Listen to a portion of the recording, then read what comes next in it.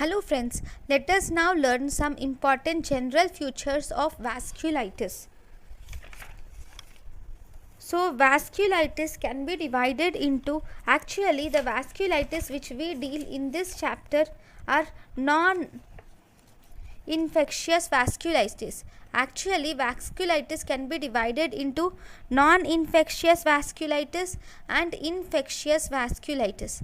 Now in this chapter we are going to deal with these non-infectious vasculitis. These non-infectious vasculitis, here there is no infection going on. It occurs mainly due to the immune complex deposition, or it can occur due to the anti-neutrophilic cytoplasmic antibodies or anti-endothelial cell antibodies, or if there are any autoreactive T cells. These will result in this vasculitis.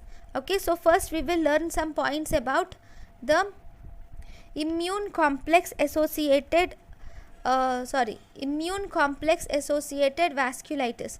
In this immune complex associated vasculitis, it is seen in systemic inflammatory disorders like systemic lupus erythematosus, which are associated with antibody, that too autoantibody production, which will combine with the antigens of the different parts of the body, leading to the immune complexes, and these will deposit in the blood vessels.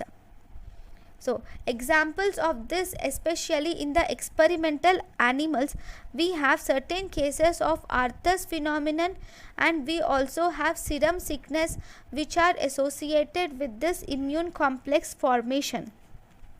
Right, here the pathogenic antigen antibody complexes are deposited in our cells, in our blood vessels. So these immune complex deposition is also implicated in drug hypersensitivity vasculitis, especially when you give drugs like penicillin or drugs which act as haptens by binding to separate proteins, by binding to serum proteins, or if you use some vasculite or foreign proteins.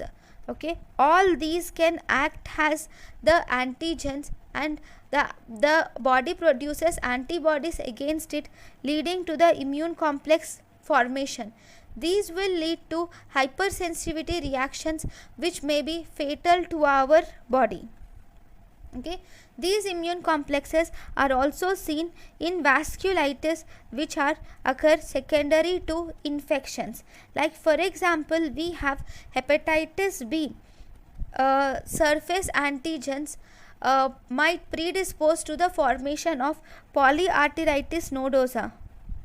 Approximately polyarteritis nodosa patients, 30% of them are associated with hepatitis B surface antigens. So even in vasculitis secondary to infections, you can see these immune complex associated vasculitis.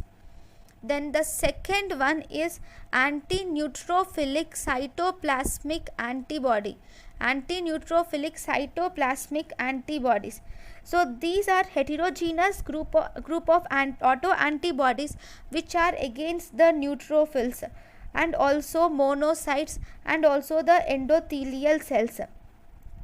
These ANCAs have good diagnostic markers. We can identify them with many tests. So these ANCAs can be divided into two types. One, we have C ANCA, which is also called as anti-proteinase ANCA.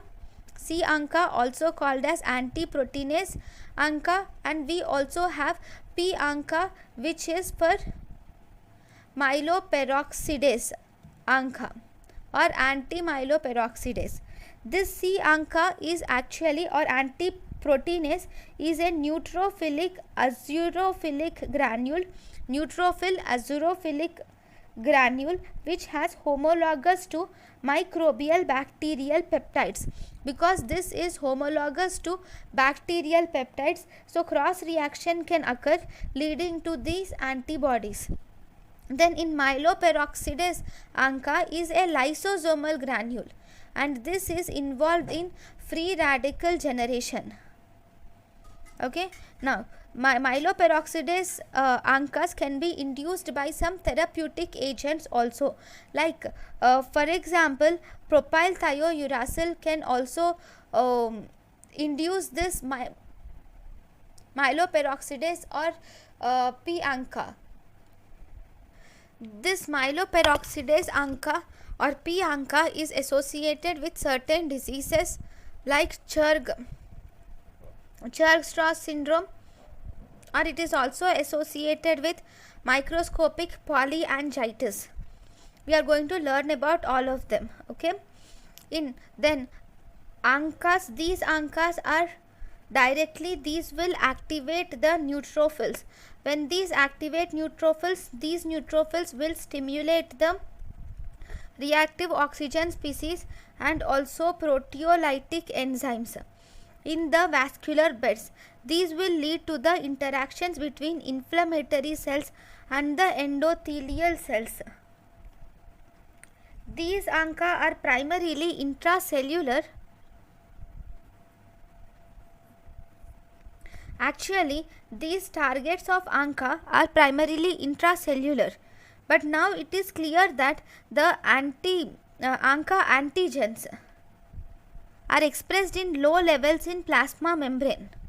These ANCA antigens which we are talking about, like especially PR3, that is antiproteinase 3, these are actually expressed in low levels on the plasma membrane, and whenever they are activated, they are translocated into the cell membrane, cell surface. Whenever they are activated, they are translocated into the cell surface, but actually they are low in plasma membrane, right? Next, now we will see some examples about the anti-neutrophilic cytoplasmic antibodies. Now there are some drugs or microbial antigens. These will cross react with these ANCA. These will cross react with ANCA.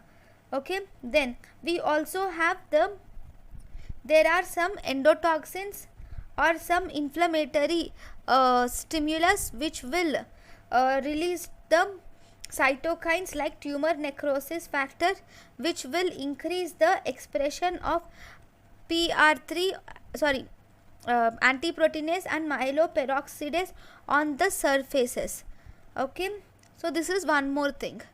And these ANCAs will react with the cytokine activated cells, and when ANCAs react with cytokine activated cells, they form direct injury, and they can cause direct injury to the cells, that is especially they can cause direct injury to the endothelial cells, or sometimes they can further undergo activation, right?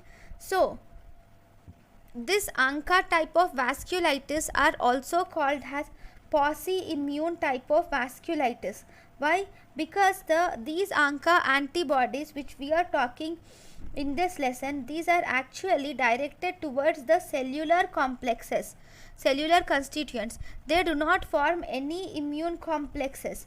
Because they do not form any immune complexes and they are against the cellular constituents, we call it as pauci-immune. Okay, now the next third type of third one, if you see, this is mechanism in vasculitis is anti-endothelial cell antibodies. As the name says here, antibodies are against the endothelial cells, right? This is mainly seen in one disease especially, that is Kawasaki's disease. Okay, so these are the main types of non-infectious vasculitis, their mechanism. Thank you for watching.